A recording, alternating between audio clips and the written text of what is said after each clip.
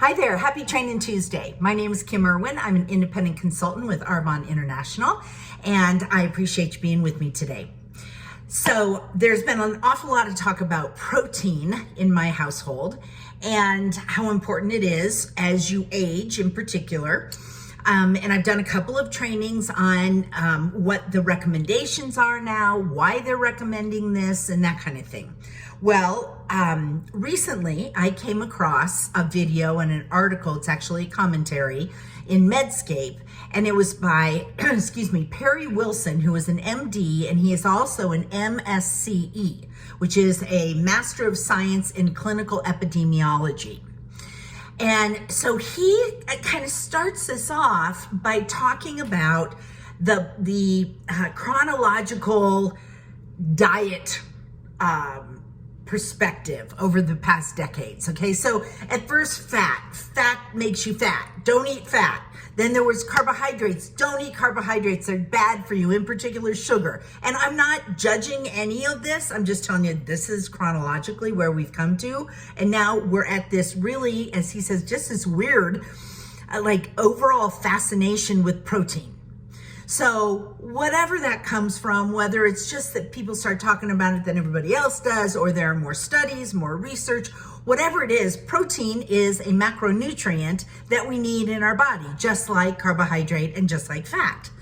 And I am not an expert on this by any stretch. That's why if you want additional information to go back and read more about this information, just ask, okay? So, what they have found, first of all, I kind of lays the groundwork with this. Animal protein studies have shown that if you eat a lot of animal protein, there is definitely more of a link to atherosclerosis, okay? Clogging of the arteries, simply. Now, in some, but not all, human epidemiological studies, it definitely is showing a link between just general protein intake and heart disease. So if you're somebody like me who genetically has familial cholesterolemia and, high blood pressure, high cholesterol, just genetically, do you say, oh, I better not eat protein? Well, I will tell you this in particular, they do recommend the Mediterranean diet with that. Well, that's only like 15% protein. Now, if I'm getting information here saying, you're getting older, you need that protein for your muscle mass, all of that, but then my cardiologist says Mediterranean diet, what do I do? And I think a lot of us are in that position where we're just like, my gosh, I get on this roadway, this path of increasing my protein, and then all of a sudden I'm like, pump the brakes. I'm not sure this is the right thing for me. So for me, honestly, opinion only, balanced eating is the best. However, I'm also going to inject this information. So there have been a couple of studies in Nature Metabolism is where this was written.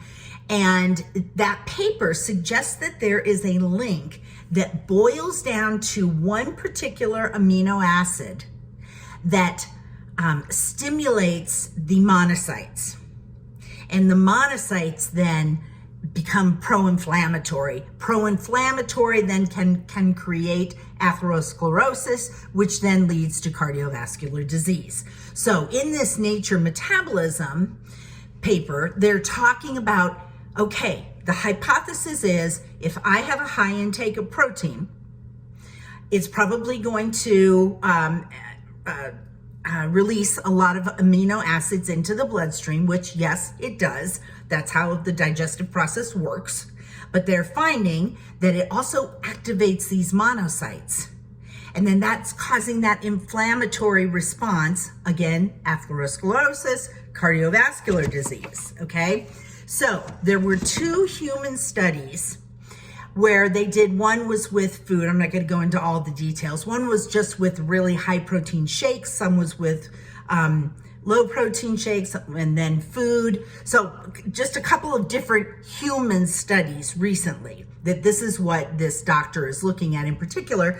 And what they found is it boiled down to 7 different amino acids that were highly affected by the protein intake.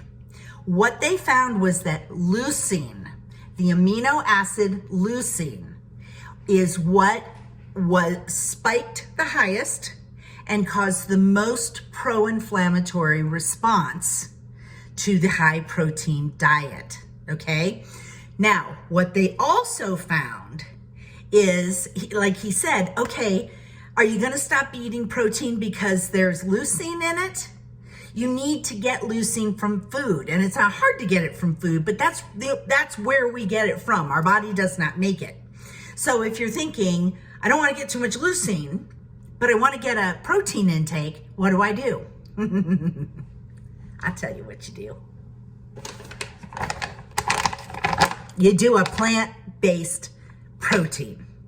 So this is what Arbonne does. Guys, everything keeps pointing back to the fact that the nutritional products that Arbonne offers are right in line with science, right in line with healthy eating. So I don't have to worry so much about releasing so much leucine into my system as long as I'm continuing to focus more on a plant-based protein intake versus animal, because this does not release as much leucine. So what does this tell us?